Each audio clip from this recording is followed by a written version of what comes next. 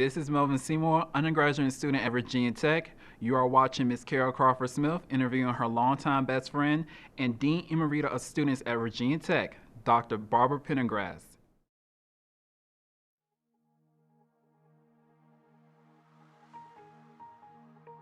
Barbara, thank you for joining me today. I'm so glad you took the time to read Give, Take, Be, as well as to share your own personal reflections, specifically in the afterword.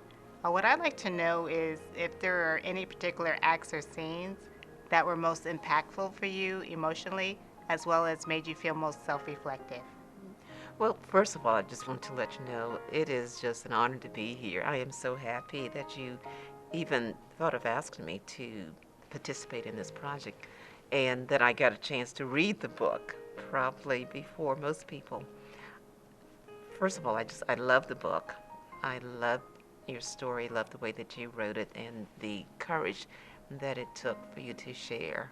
Yeah, a lot of personal things. I thought that was really good. But then that speaks to you, a person who has a great deal of courage. Now, to the question that you asked me, what scene was the most emotional one? I think I've shared this with you. I think the Bennett scene when you all decided to end the relationship, when you moved to Blacksburg.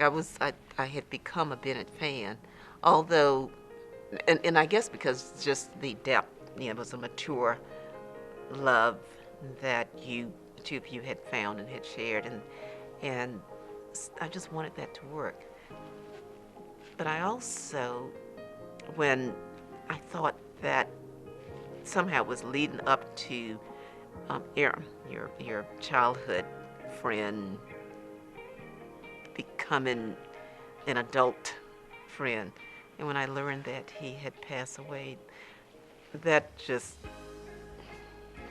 was very emotional for me as well.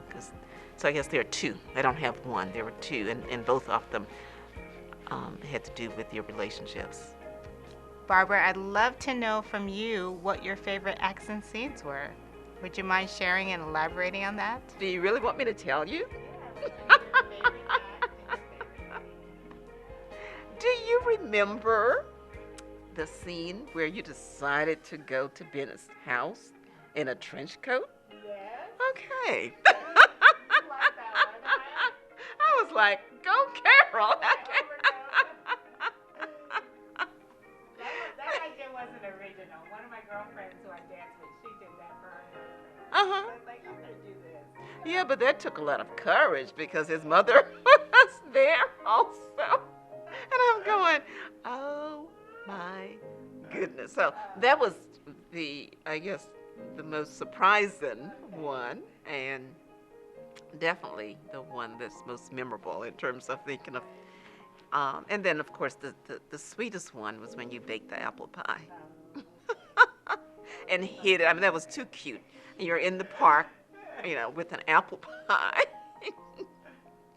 I think what I like about the book was that it was so real, that it could be anybody's story, in terms of how young folks behave, and you didn't try to disguise it. You just told it as you recall it. So, Barbara, please let me know if there's any closing statement that you have or anything you want to share with the readers to entice them or encourage them to read Give, Take, Be. I think it's a lesson in endurance. It's a lesson in learning how to roll with the punches. A lesson in terms of learning how to live with whatever cards are dealt with you and continuing to live and grow. So I think it's a wonderful book for teenagers and young adults to read, because I think sometimes people get stuck and they start woe me, and they don't really look at how to live a full life. And I think that is the lesson for me is how to live a full life in spite of whatever cards you're dealt. And that's what you demonstrate to me.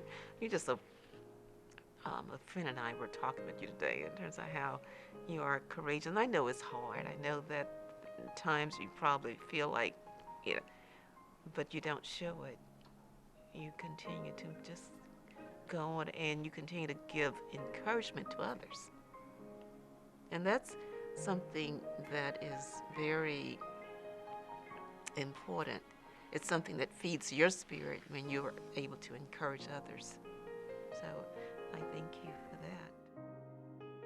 This is Melvin Seymour, undergraduate student at Virginia Tech. Thank you for watching What Does Give Take Be Mean to Me?